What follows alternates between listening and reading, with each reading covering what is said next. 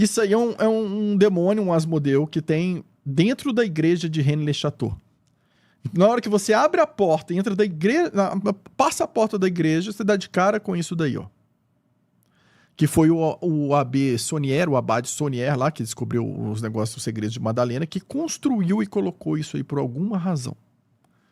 Vamos para a próxima imagem. Eu tinha até um vídeo que eu fazia uma análise dessa escultura, porque ela tem vários códigos e vários detalhes, mas faz tanto tempo que eu fiz isso que eu não lembro de cabeça o que eu falei sobre ela, mas eu sei que ela tem várias informações. Ele codificou um monte de coisa nessa entrada, nessa escultura aí. Vamos para a próxima. Aí, gente, essa foto a gente tirou, a gente tá em cima. Vocês estão vendo que a gente tá lá no alto, quem tirou a foto? E essa foto, eu fui a madrinha da Sonia se casou com uma pessoa muito importante dentro de sociedades secretas lá na França, que tem uma relevância muito grande. E ele é guardião de alguns locais iniciáticos ou secretos, né, importantes lá para eles. E aí, nesse caso, ele tinha as chaves das salas ocultas e de vários locais da Catedral de Chartres também. Então, teve um dia que eles quis oferecer um presente para ela, né? E a família dela pôde ir, e eu fui convidado para ir também, para que nós pudéssemos ter acesso a esses locais secretos, que seria um presente que ele ofereceria a ela, né? Porque a madrinha dela era a esposa dele. E essa foto a gente tirou quando a gente estava lá no alto das torres de tudo, do lado de fora. A gente estava pisando no telhado, tá, gente? No telhado de zinco aí da catedral. Então, para vocês verem, a gente está tirando, a catedral está lá embaixo de onde a gente está, e mais lá embaixo ainda a cidade. Né? Vamos para a próxima. É curioso o formato desse telhado, porque eu não sei se é o local como vocês estão tirando a foto, né? Mas ele faz a referência do X, Sim. Que era um símbolo cátaro, né? Sim, exatamente, também.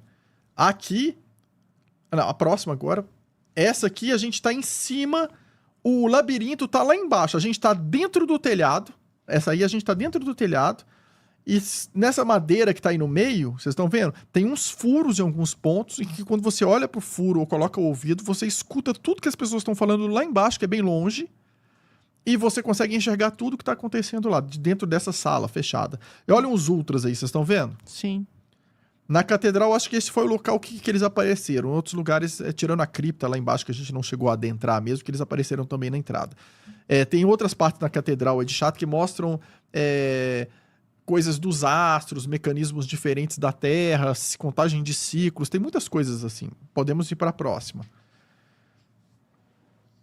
Aí a gente tá olhando lá de cima por um dos buracos, estão vendo as cadeiras lá embaixo? Uhum. É porque a luminosidade não nos permite, mas o labirinto tá embaixo dessas cadeiras. Como se eu estivesse vendo assim, então. Isso, exatamente. Vai mostrar uma foto aí da gente olhando. Podemos passar. Aí sou eu subindo no telhado. Podemos passar. Aos arcos todos da catedral, os vitrais ali atrás, estão vendo? Ali a família da Sonia. A gente lá em cima. Quando você vai andando por essas bordas, tem lugares que não tem esses arcos, não tem esses vitrais, mas tem salinhas secretas lá dentro. Eu vacilei mesmo e não tirei foto dessas salinhas. São portinhas que dão para salas totalmente secretas, que não dá para você ver lá de baixo, não dá para você imaginar que nada disso existe. Mas é muito interessante você relatar, né? Ver que isso permanece vivo até hoje, né? Sim. Após tantas centenas de anos, continua vivo mas restrito, né? Sim. Parece que permanece aquela ideia, né? Para aqueles que podem ouvir, para aqueles que podem ver, para aqueles que podem escutar, né? Para quem busca a frequência sintoniza, né? Quem quer receber o negócio de presente não é digno de acessar a frequência porque não consegue acessar. Né? É um recado até para as vidas das pessoas. A gente fala, minha vida tá toda bagunçada, mas se por dentro a gente tá todo bagunçado, se a nossa maneira de nos relacionar com os outros é toda bagunçada, se a gente vive em ilusões, em auto-engano, que merecimento a gente tem para receber alguma verdade? Não é? Então, assim, a gente tem que sintonizar algo dentro da gente para permitir sintonizar algo fora que corresponda a isso que está dentro. Né? Se você quer receber algo que seja uma grande verdade para você, então você tem que olhar verdadeiramente para você. Se a gente fica passando pano para a gente mesmo, se iludindo, não tem como você sintonizar algo que represente verdade para você. Vamos para a próxima foto. Aqui também é outro pedaço dentro do telhado da catedral. Estão vendo que tem umas aberturas de iluminação que é mais claro? Você também tem os locais de conseguir ver tudo que está acontecendo lá embaixo e escutar. A arquitetura foi feita de uma maneira que você escuta tudo. E lá embaixo, gente, eu não sei se você vai conseguir ver a distância perfeita, mas é muito alto, é muito alto. As pessoas estão muito lá embaixo. Você vê elas pequenininhas, bem pequenininhas. Próxima, por favor. Aí uma das escadas que vai lá para cima, mais estreitas. Faz tanto tempo que eu ainda tinha alguns fiapos de cabelo.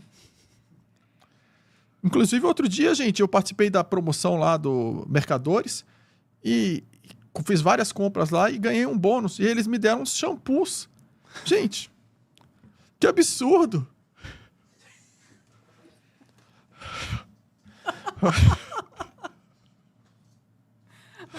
A Fran agradeceu. Ela agradeceu, né? A Mas, Fran agradeceu. poxa, tá igual o Danilo que tentou me vender uns suplementos pra voltar a cor do meu cabelo. Eu falei, cara, você tá de sacanagem comigo, né?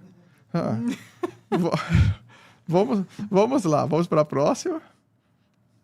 Aí o labirinto, olha a distância de onde eu tava vendo lá em cima. Olha o tamanho do labirinto. Ah, não. Essa não foi eu que tava vendo, não. Essa foto eu peguei não sei se eu peguei da internet ou se foi o dia que um amigo meu conseguiu acesso ao mesmo lugar que eu fui e tirou lá de cima. Eu acho que essa aqui não, eu peguei na internet. Ele não subiu lá em cima. Peguei na internet do dia que eles tiram as cadeiras para fazer a caminhada. É isso mesmo, foi isso que aconteceu. Esse amigo meu, ele visitou a cripta lá embaixo, não foi lá em cima. Na sua caravana, lembra de conciliar com o dia que eles tiram as cadeiras. Tem que procurar o dia. É um dia no ano. Próxima foto, por favor. Ainda a Catedral de Chartres, que não fica dentro do sudoeste da França, tá, gente? Fica na região do Vale do Loire. Mas por que a gente está mostrando Chartres? Porque é tanta informação que as pessoas podem se perder. Porque os descendentes dos cátaros que foram para a Itália, né, que passaram conhecimento para Matilda, eles também foram depois para a França e gravaram nas construções todo esse conhecimento. A Catedral de Chartres ela é uma biblioteca viva, né, do conhecimento gravado do que tinha no livro do amor.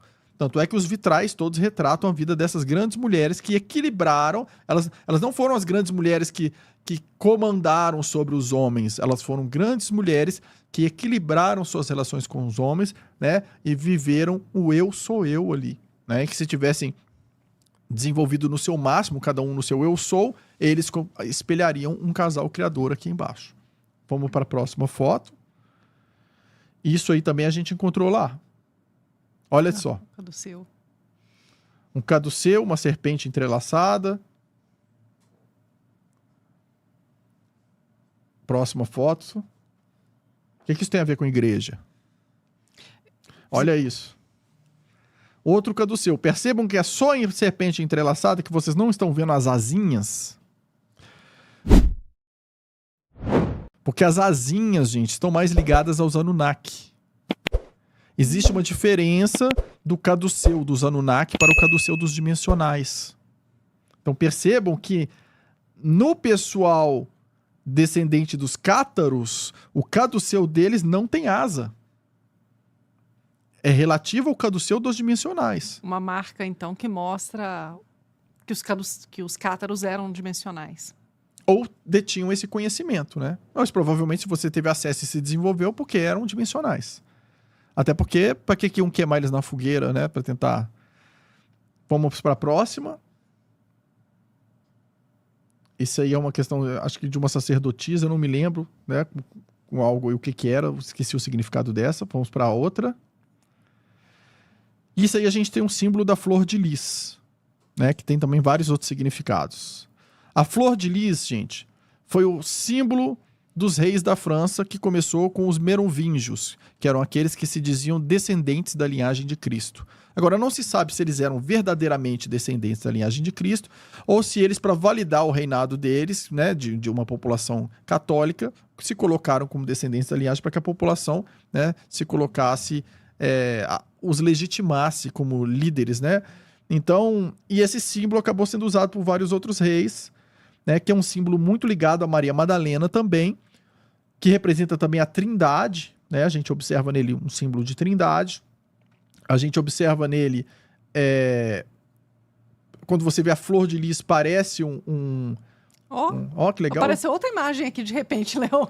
É. Ah, ótimo. Não, Peraí, acho que você ainda estava na eu ainda Flor tô de falando Lis. dela lá. Então, peraí que a gente já volta nessa imagem. E aí, a Flor de Lis também, segundo a pesquisa da Kathleen, dos livros, ela coloca aí como essas três pontas representando os 3 filhos de Madalena. Né, que segundo ela, o primeiro teria sido com João Batista, que ela sendo uma sacerdotisa, na história dela, né? Essa parte nós não confirmamos, tá? Gosto de deixar bem claro o que já foi confirmado nas nossas pesquisas, o que ainda não foi. Essa parte não foi confirmada ainda. Então, nas pesquisas dela, ela mostra que quando ela chegou na idade, a sacerdotisa, de se casar, apesar da afinidade que ela tinha com o personagem que a gente chama de Jesus, ela foi direcionada para se casar com João Batista, porque ele era o maior líder deles ali na época. E ela teve um filho com o João Batista. E quando o João Batista, ele ou foi embora ou morreu, né? Não se sabe exatamente o que aconteceu ali. Na história falam que decapitaram ele. Depois disso, ela se casou com Jesus e teve mais 2 filhos. A Sara, né? E teve mais um, que eu esqueci o nome. Você sabe? Não lembra do nome dele? Teve mais um. Né? E depois cada um desses 3 filhos foi para lados diferentes. Então, as sociedades secretas, você vai observar que o priorado de Sião, né, é uma sociedade secreta, né, que o Leonardo da Vinci fez parte, né, que em francês eles chamam de Leonardo da Vinci, que ele, apesar de ser italiano, ele morou muitos anos pertinho ali também da região do Vale do Loire.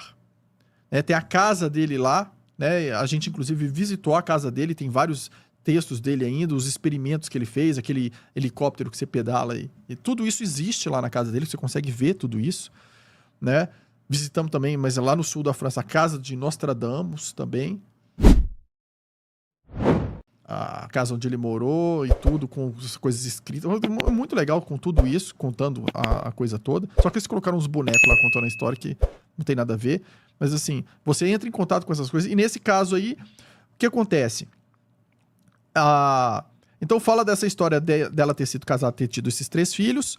Um dos filhos, os descendentes, os filhos de João Batista, terem ido para o lado do priorado de Sião, terem fundado o priorado de Sião, que defendia a linhagem de sangue do João Batista. E os outros defenderam a linhagem de sangue, que eles falam que depois viraram os merovingios, né? A descendência de Cristo, que a gente vai ver no Código da Vinci, né? A história sobre isso. Mas isso é muito especulativo. Por que eles especulam dessa maneira? Porque eles olham as pinturas do Leonardo da Vinci, né? Enquanto do outro lado você vai ter Botticelli, tem mais um outro Botticelli que eu anotei aqui. Deixa eu ver. Michelangelo, Botticelli, todos defendendo o lado da linhagem de Cristo, né? E desse outro lado aí a gente vai ter o Leonardo da Vinci, que defendia o lado, aparentemente, do priorado de Sião de João Batista. Por que falam que ele era contra Cristo? Porque as pinturas que ele faz de Cristo, a igreja encomendava para ele uma pintura sobre Jesus. O que ele fazia? Ele pintava lá, por exemplo, a cruz só mostrando até metade do Jesus ou até os braços, não dava para ver o rosto. E ele colocava sempre alguém fazendo esse símbolo aqui, que era o símbolo de João Batista. Então, todas as pinturas dele, ele tentava mostrar que fazia referência a João Batista, e o Jesus ele não mostrava, ele dava a entender que não existia, ou como se fosse um impostor, alguma coisa. Então, as pessoas falam que ele não era a favor do Jesus, né? Ou não acreditava na linhagem de Jesus e acreditava na linhagem de João Batista.